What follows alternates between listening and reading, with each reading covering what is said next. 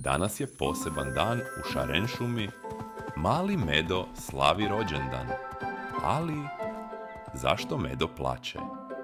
Bocko, moj najljepši crveni balon je pobjegao. Šmrcao je Medo. Vjetar ga je odnio visoko. Bocko je pogledao gore. Tamo je. Veliki crveni balon plesao je s oblacima. Bio je brz, ali Bocko zna tko je brži. Ne brini, Medo, uzviknuo je Bocko.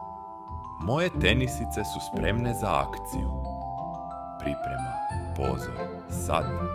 Bocko je jurnuo stazom. Zum! Balon je skrenuo lijevo.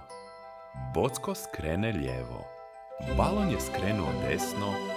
Bocko skrene desno. Njegove crvene tenisice nisu dodirivale zemlju koliko je brzo trčao. Oh ne! Balon je zapeo za visoku granu. Ali Bocko ima plan. Čučnuo je i hop! Skočio je visoko kao loptica skočica. Pazio je na svoje oštre bodlje, samo polako, i uhvatio je ga za špagu. Uspio je. Balon je vraćen slavljeniku. Medo je bio toliko sretan da je Bocku dao najveći komad torte od meda. S punim trbuščićem i srcem Bocko zna, niti jedan balon nije brži od prijateljstva. Sretan rođendan, Medo!